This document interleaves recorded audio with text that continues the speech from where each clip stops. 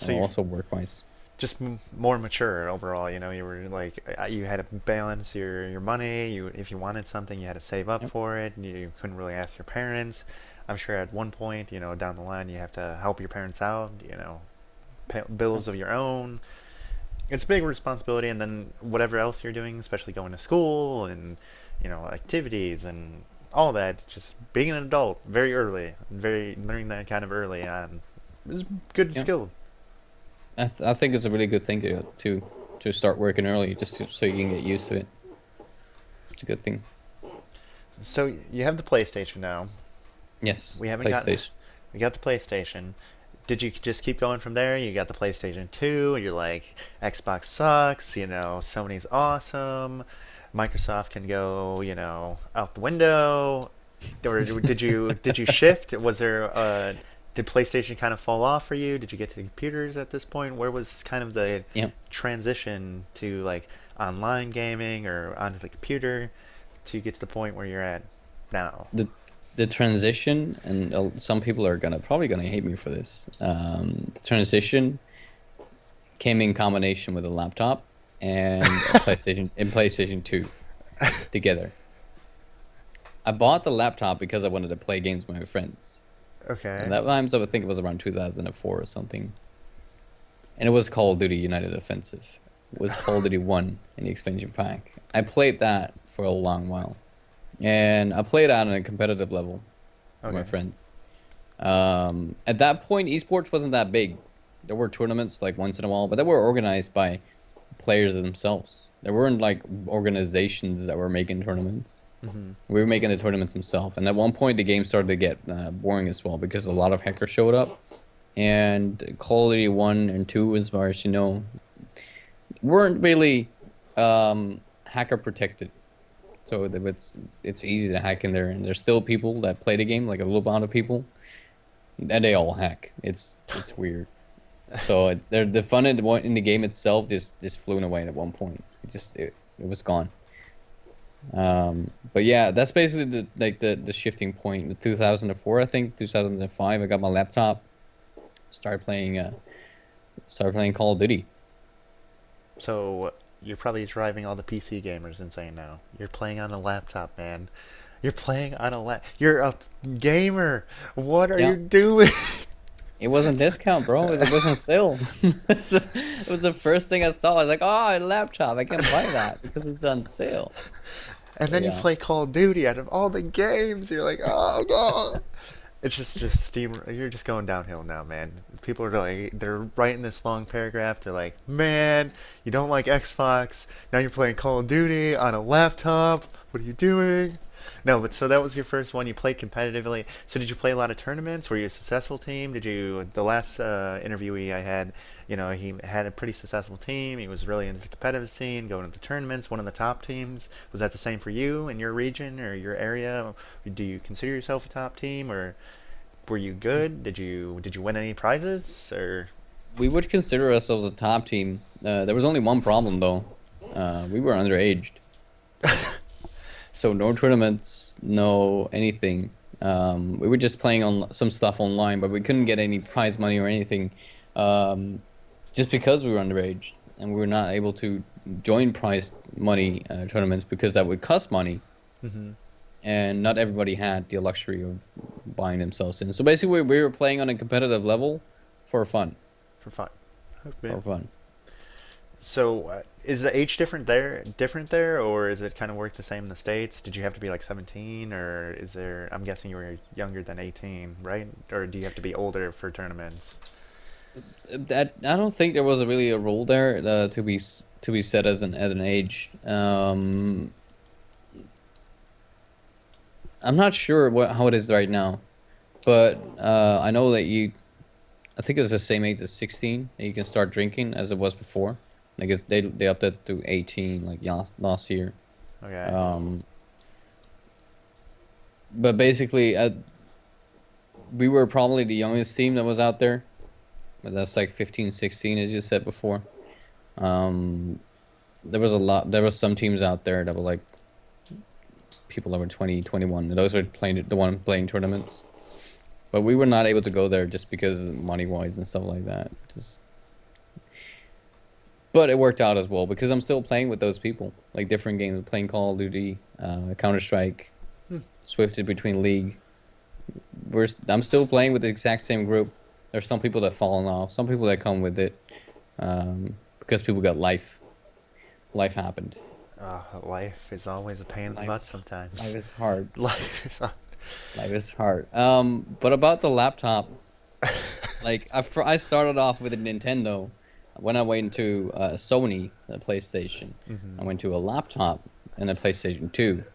And I'm basically pleasing everyone right now because my sister had a GameCube, which I played a lot of Mario Party on and Mario Kart. Okay. And at that point, at one point, when I moved away from where I lived because my parents wanted a bigger house, bigger stuff. Moved away like 100 kilometers away from where I lived, so I lost all my friends. Um, I got into this state where I didn't want to do anything anymore, and I bought a computer. I bought Huh. a desktop. Everybody's cheering Yes. now. And Yeah. yes, he bought a desktop. And the case that I'm using right now for my desktop is still the same case that I had all of those years ago. It was just like no, so 6 to 7 years ago, I think. It's a pretty old case. Right, there's nothing wrong with that. So you bought a desktop. So you didn't want to go outside. Your friends kind of falling off. Does that also mean your competitive team, or do you still, like you said, you still talk to those competitive people? Or did you take them with you at this point when you bought Uh, this desktop, or? At this point, basically, basically we quit the game, so we started shifting into other games. I left the team Okay. and I went into another clan, which is called Warrior Nation. Used to be that for a couple years, and I played some. I started off with Call of Duty, defensive there, was nothing. So I started at the League branch there, and I've been hosting. I've been basically organizing the league teams and stuff like that for that organization.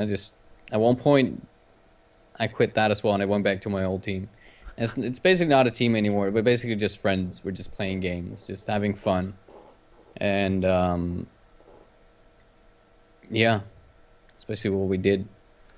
I left them, and they were nice enough to let me back, take me back as their friend. Well, that's good. At least you had a friendship there. You got that bounding relationship. So then Call of Duty's fallen off, I'm guessing, at this point. You're really kind of getting bored of the game, or you're not really competitive anymore. So what's the next step? Was it the gateway drug WoW, or did you play WoW, RPGs? Did you go Yeah. right into League, or take me the steps now, getting closer and closer to League, getting closer to relevant time now? Yeah. I had a friend and I played some even during the Call of Duty era. I played some RuneScape. It's really Oh, got into that. RuneScape. I still think, and there I go again, like burning my own feet. I still think RuneScape is a great game. Now, not anymore, as they changed a lot of things. But if you look at RuneScape 2, it's a great concept of a game. Hmm. Just because the graphics suck doesn't make it a bad game. And I think that's the only reason people like. There's two reasons people say RuneScape is a bad game. One is the graphics, and two is it's a game that they're a Baron stuff that they're used to play a long time ago. So they automatically say it's a bad game, even though they think it's great. They're not.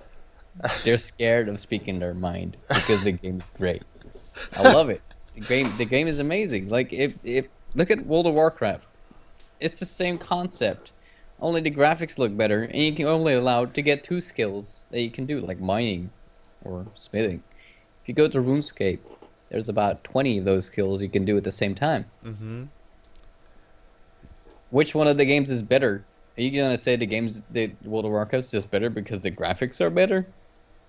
The story is better? Because RuneScape had a great storyline. People just didn't pay any attention to it. That's the difference.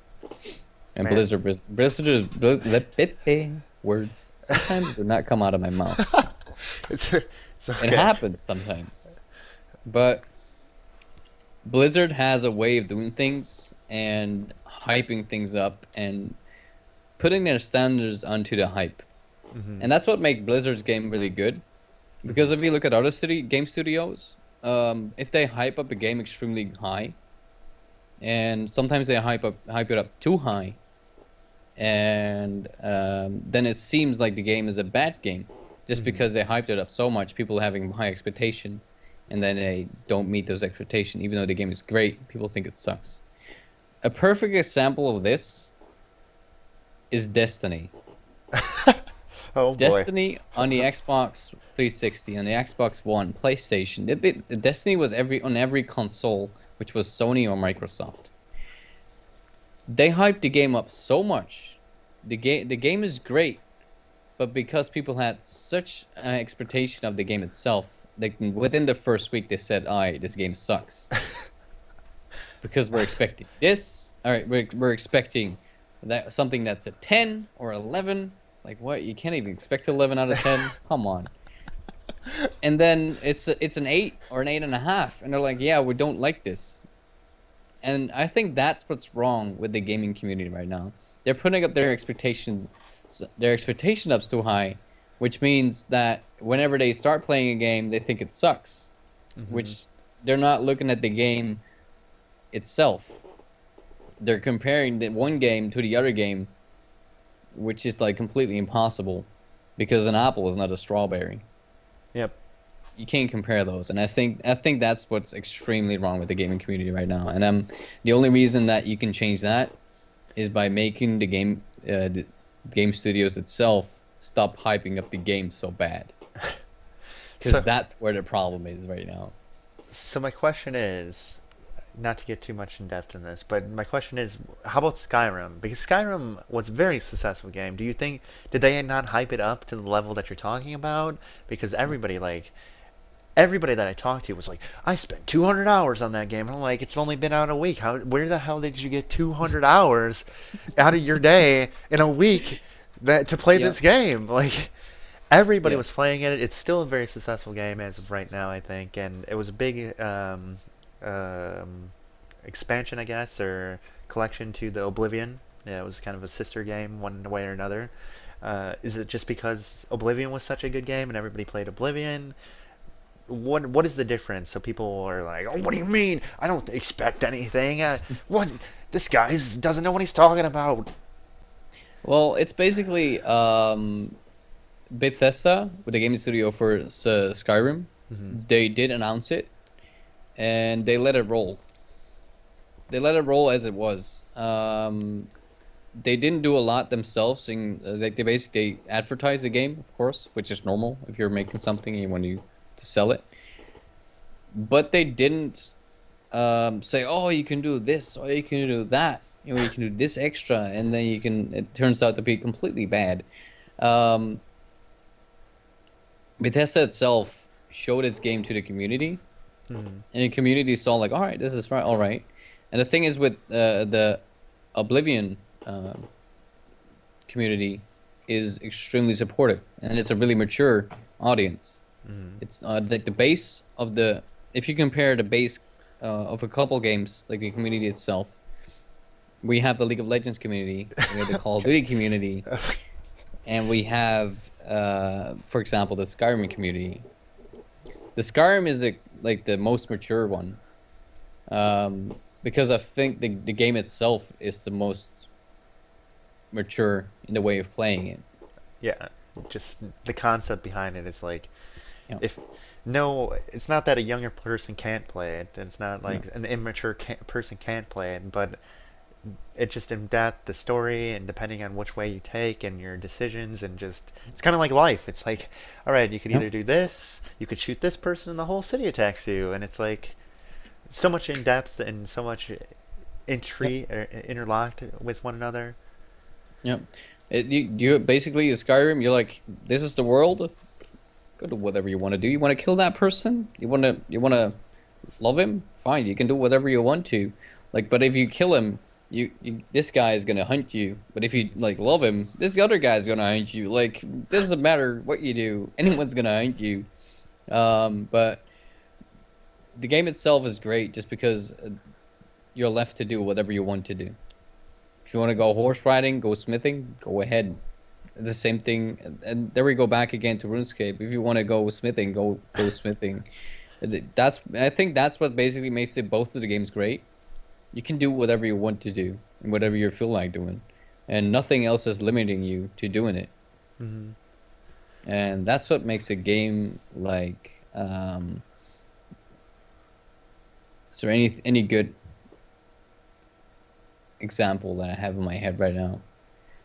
Um, nope, no good example. This Straight at the bat.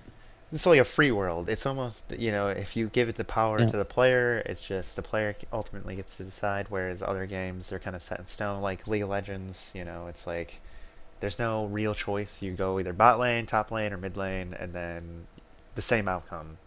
It might yeah, have different champions and different play styles, but ultimately you're going to the same outcome, one way or yeah, another. yeah. I have an example though. Far Cry 4 Okay. was really hyped. The graphics were great. Storyline was meh, it's fine, but it was a straight it was a straight way from, and the same with Call of Duty, like Advanced Warfare, the campaign from like the last four titles, five titles. It's you start at point A and you end at point B. Like there's like no matter how many times you play it, you end up in the exact same place. Yeah. With Skyrim, you like I'm not sure when you even finished the game. I think you can like I think at one point people just start having their own. The game itself is starting having a life, Hmm. and I think that's an aspect that what makes the game really great. I think that's what makes Skyrim Skyrim, and that's a challenge for the game studio to top that and make a new game out of it. That'll be difficult, I think. I mean, Skyrim's up there now, and they have that expectation, and then now it's such a popular game. Everybody plays it now. It's just not the community anymore. You have all those people, so it's gonna be interesting when the It's next gonna be hard. next one comes out. But you go back to RuneScape now. You're burning the bridges with people. You burn their feet a couple times. You burn your own feet. I'm sure it's feeling hot. So, did you ever shift to World of Warcraft, or you're just like RuneScape's where it's at? Yeah. What the heck did you do? I played World of Warcraft for about a year, and that was during the Wrath of the Lich King expansion. After a year, I stopped playing it, and I played it for like a couple months after the Pandarian expansion, and I was like, it's not it. It's just not what I want to do. I don't like. I for one, for some reason, I just felt too while playing it. I felt too forced to play it It, because I was paying those $13 a month.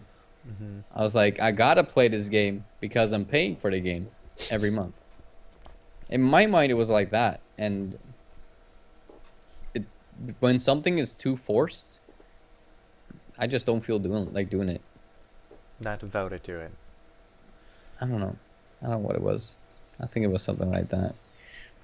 Well, what would you do when something is forced up on you? You're not sure if you want it or not. That, In a natural reaction would probably be no.